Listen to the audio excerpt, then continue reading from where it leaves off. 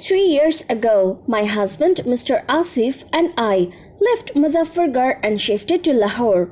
We had only one purpose to come to Lahore, and that was to stay with my husband's friend, with whom my husband wanted to open a hotel. That is why my husband moved to Lahore with me and our 2 children. We had a son and a daughter. My daughter was about 3 years old and my son was only one. After coming to Lahore, we rented a house next to Asif's friend's house. That house was fairly good. There was a bathroom in the corner. There was a small kitchen at the front of the house. There was a big tree in front of the kitchen. About 15 to 16 days later, my husband opened a hotel. He would leave the house at 7 in the morning and return at 12 at noon. Then he would go to the hotel again at 8 p.m. The staff worked at the hotel, so Asif would take a leave from that hotel. My husband ate at home most of the time because I was an expert in housework and cooking. Whenever my husband ate, he admired my cooking. One day, Asif went to the hotel. Then I started thinking, today I will cook Asif's favorite biryani. I started cooking biryani. When the cooking of biryani is finished, I breathe a sigh of relief. Then I ask my husband through mobile, "When will you come home?" "I'm coming within 20 minutes," he replies. I cut the phone call. Suddenly, I get a sound from the kitchen. It was as if a woman was cooking something standing behind me. I looked back in fear, but no one was there. Then I turned off the gas and took the biryani from the stove. Then a sound came again. I turned my head again, but no one was there. My heart aches at the thought that since no one is here, where does this sound come from? I was trembling with fear and I was thinking, how can I get out of the kitchen now? My feet were frozen in that place. Then I did not know where I got the courage and ran out of the kitchen. I come to my room. My heartbeat increased. My arms and legs were trembling. I was so frightened that when my daughter called me, I was shocked. Then someone knocked on the door, but I did not dare to open the door because I had to go through the kitchen door to the outer door. When I saw the door knocking repeatedly, I saw Asif standing in front of the gate. He said, "What happened? Are you all right?" "I have been knocking on the door ever since." Then Asif stood in front of the kitchen and said, "Wow, it smells so good today. Looks like you cooked biryani." He looked at me, but I did not answer. I was looking at him with fear. So he said, "What happened to you? Why are you looking at me like that?" I said nervously, "There is someone in the kitchen." Then Asif said, "Who is in the kitchen?" He went to the kitchen. Asif said, "There is no one here." I said, "There was a woman in the kitchen who was making bread." I got scared. Asif started laughing. He said, "I thought you were very brave, but you were very scared. If it was night, I would have believed that you have seen something, but you were saying at 12 o'clock you were scared.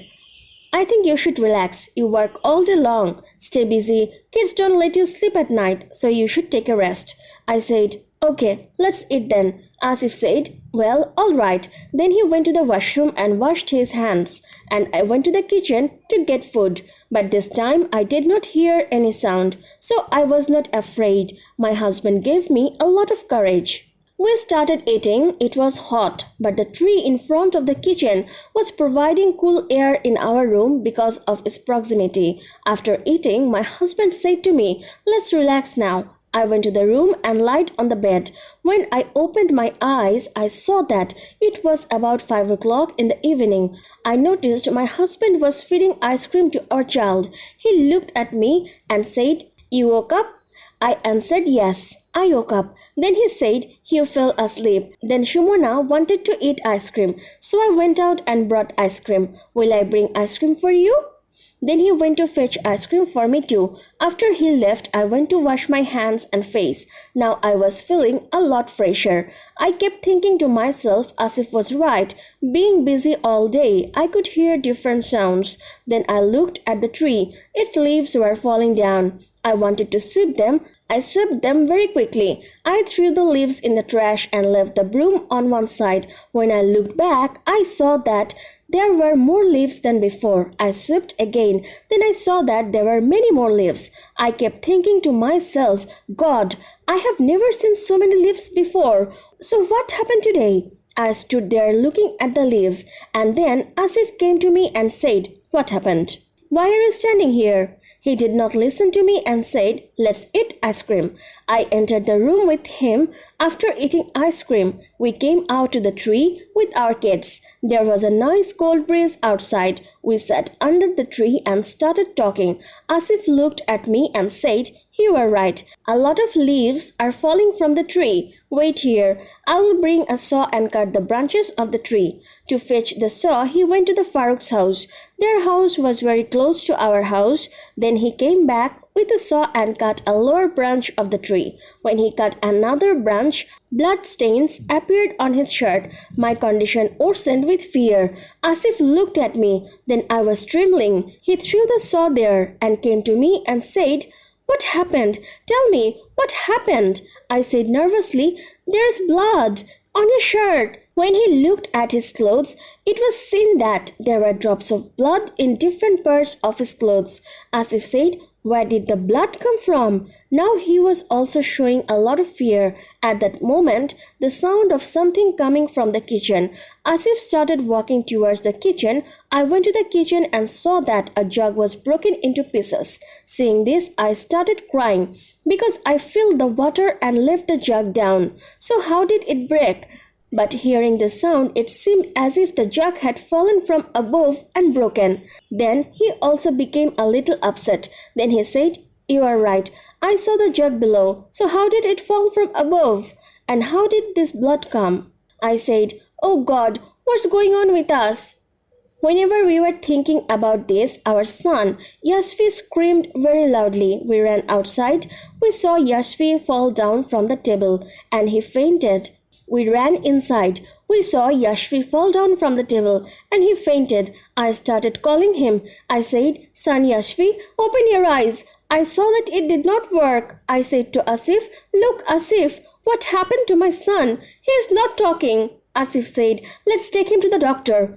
As soon as we took him to the doctor gave him an injection. Then he advised us saying, I think the baby is scared. Take him to the Maulana of the mosque beside. The baby needs spiritual treatment. Then we came out. As soon as we went to the mosque, Pir Sahib saw Yashvi and started reciting the Quran. Mr. Pir said, I have given him essential treatment. He will regain consciousness within a moment.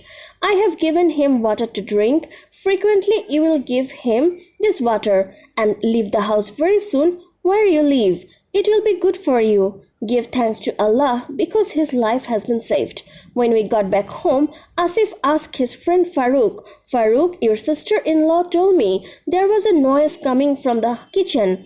I thought it was her hallucination, but it really happened. Now I don't want to live in this house anymore. Please, look for a new rented house for us very soon. I won't leave my family alone in this house until we move. Then Farouk said, Okay, Asif, I will arrange a new house in 2 days. After that, I saw Yashvi regained consciousness, but his eyes looked very red. I said to Asif, Look, Asif, how red his eyes have become. Then I took Yashvi in my arms and asked him, What will my son eat today? But Yashvi was not saying anything. He was silently looking at my face. I gave him juice, but he did not want to drink. Then I forced him to drink the water, and after 10 minutes his condition got better. Then he drank half a glass of juice. We thank God for some improvement of his condition. Then Asif said, Let's go, Farouk. We need to empty the kitchen. Then I will leave all the things in one place in the house. I will not let my wife cook in this kitchen. Farouk said, Okay, come on. I'm helping you. Then both of them went to the kitchen. They moved everything from the kitchen to another room. Asif told me, It's only a matter of 2 days. Then we will leave this house. I said, All right. Then I went to make tea, giving Yashvi in Farouk's lap. After I made the tea, I think Yashvi is asleep. Then I gestured to him and told him to put Yashvi on the bed. When I went inside after drinking tea, I saw a sound coming out from Yashvi's mouth. He seemed to be crying. Then I went to him and saw that he was moving away from me. Even though I called him, he did not want to come to me. Then as soon as I called Asif, he came to the room. Asif understood the matter, so he threw the holy water towards Yashvi, and then Yashvi's condition had gradually improved. I cried a lot when I saw my child's condition. Then Farooq said, I know Pir Sahib. He is a very pious man. We will go to him tomorrow. I have the phone number of Pir Sahib. I cried and said, take us to the Pir Sahib today. It was about 9 o'clock at night. Farooq called Pir Sahib and told him everything. He told us to go to him tomorrow at 8 o'clock in the morning. He advised that we should keep Yashvi close to our eyes all along. It was about 12 o'clock at night. Suddenly the sound of the kitchen's door opening was heard. As soon as I looked at Asif, Asif said, this is the sound of the kitchen's door. Then came the sound of the door closing again. We went to the door of our house and stood. Then I saw a shadow under the tree outside. I said to Asif, Asif, look, what is this?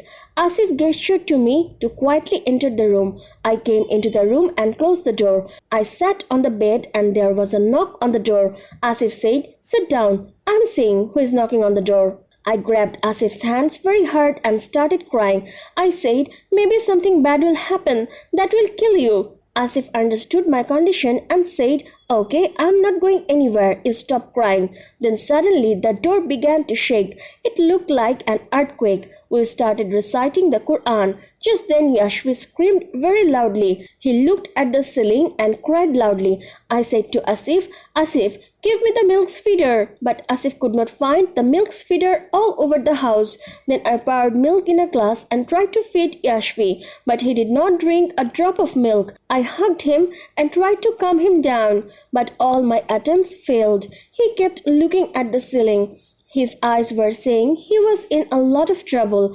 At one point, he became silent. As he stared at me, I looked at his face and asked, son, what happened to you? Then I saw blood coming off his nose and he was breathing very fast. This was his last breath. I said to Asif, look Asif, blood is coming out of Yashvi's nose. But then Yashvi had no response. Asif closed Yashvi's open eyes. I said to Asif, what are you doing? Then I was not at all ready to listen what Asif said. Yashvi is dead. Hearing this, I screamed loudly. Hearing my screams, the neighbors came to our house. Farooq also came running to our house.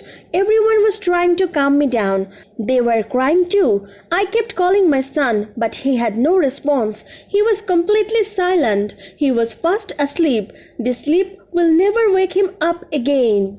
Asif was trying to calm me down by taking me in his chest, but I could not think of my son's death. Then a woman from my neighborhood put her hand on my head and said, son, calm down. God has taken God's thing. Look at your daughter. She is crying a lot when she is seeing you. I saw Suhana standing next to me and she was crying, saying, Mama, Mama. Then I took her in my lap. Suddenly I lost consciousness. When I regained consciousness, it was time to say goodbye to Yashvi. He was given a bath. My mother-in-law and my parents came here from Rawalpindi. Now except my son, everyone was present there. Later I found out that there was a scar on Yashvi's neck. That means someone strangled him. After a while, everyone came back burying him. My parents and my mother-in-law told us to go with them, but I did not want to go anywhere, leaving my child.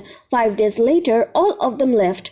Asif was also telling me to go Rawalpindi, but I forbade it because I had Yashvi's grave near our house. 10 days after my child's death, I was about to leave the washroom. Then I felt someone was standing behind me. I turned my head and saw that there was no one behind me. When I put my foot on the door of my room, someone put his hand on my shoulder. I screamed very loudly and fainted right there. When I regained consciousness, I had a severe fever. I noticed a pious man sitting in front of me. He asked me, son, how are you now? I said, I'm fine, Maulana Sahib. Then Asif said, he's Pir Sahib. Then it reminded me that Farooq may have spoken about this Pir Sahib. Then Pir Sahib gave us 3 amulets, one for me, one for my daughter Suhana, and one for Asif. Then he said, this amulet should not be left even for a moment. He looked at me and said, always keep the amulet with you. Then he left, and we put the amulet around our necks. There was no sound since then. About a month later, we finished reciting the Quran. Many guests came to our house. They were all leaving, so I stood in front of the gate and watched them go. When Asif and I were coming inside the room, I heard Shumana screaming. I was surprised to think Shumana was standing outside with us. When did she come in? We ran into the room and I saw that Shumana had fainted there. I started crying a lot because one of my children had already died, and the same thing is going to happen to my daughter this time. When Farooq was called, he called Pir Sahib and brought him. He was scared to see my daughter's condition. He assured me nothing will happen. I will not let anything happen to your daughter. Then he saw that Shumana did not have the amulet around her neck. That means the amulet has disappeared from her neck. Then suddenly when Shumana opened her eyes, Pir Sahib asked her, what do you want? Then another woman's voice came out from inside Shumana. I will kill everyone. I will not anyone live.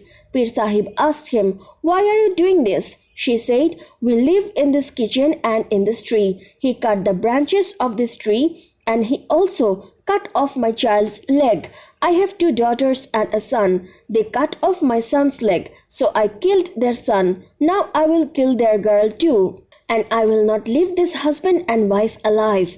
Pir Sahib then asked, when your son's leg was chopped, where was he? She replied, he was in a branch of the tree. Pir Sahib asked again, how old was your son? My son was about 7 years old. She replied. Pir Sahib says, you killed their son in exchange of amputating your son's leg.